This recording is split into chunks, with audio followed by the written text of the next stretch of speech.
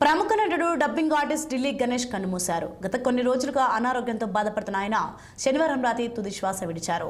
వయోభారంతో ఆయన బాధపడుతూ చెన్నైలోని రామాపురం నివాసంలో ఆయన తిరిగి రాని లోకాలకు వెళ్లిపోయారు. ఈ మేరకు అతడి కుమారుడు మహాదేవన్ గణేష్ గత రాత్రి 11 గంటలకు తుది శ్వాస విడిచినట్లు సోషల్ మీడియాలో పోస్ట్ చేశారు. తెలుగు, తమిళం, మలయాళ, హిందీ భాషల్లో దాదాపు 400కి పైగా సినిమాలో నటించిన ఆయన చివరగా కమల్ హాసన్ భారతీయుడు 2 సినిమాలో కనిపించారు. అంతకుముందు తెలుగులో జైత్రయాత్ర, నాయుడమ్మ, పున్నమి నాగు తదితర సినిమాలో నటించారు. ఆయన మృతి పట్ల పలువురు సినీ ప్రముఖులు సంతాపం వ్యక్తం చేస్తున్నారు. ఆయన అంత్యక్రియలో ఈ నెల 11న సోమవారం నిర్వహిస్తామని కుటుంబ సభ్యులు తెలిపారు.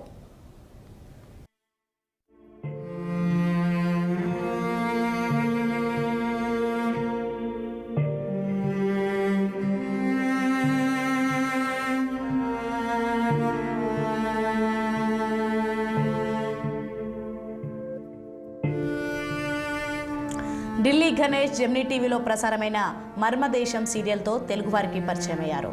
చాలా తమిళ డబ్బింగ్ చిత్రాలు నటించిన ఆయన తెలుగు నాట అతడంటే తెలియని వారు లేరు. 1976లో కె బాలచందర్ పట్టిన ప్రవేశం చిత్రంతో నటుడిగా తెరంగేట్రం చేసిన తర్వాత ఢిల్లీ గణేష్ 100కి పైగా సినిమాల్లో విభిన్న పాత్రల్లో నటించారు. అతడు సినీ రంగ ప్రవేశానికి ముందు ఢిల్లీకి చెందిన నాటక బృందంలో దక్షిణ భారత నాటక సభ సభ్యుడు. అతడు మేకప్ ధరించడానికి ముందు 1964 నుండి 1974 వరకు భారతీయ వైమానిక దళంలో కూడా పనిచేశాడు. ప్రఖ్యాత నటుడు కమల్ హాసన్తో కలిసి ఇండియన్ 2లో చివరిగా కనిపించాడు.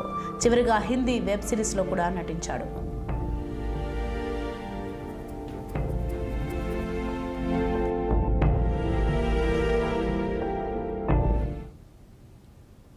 సిద్దిపేట జిల్లా హుస్నాబాద్ పట్టణంలో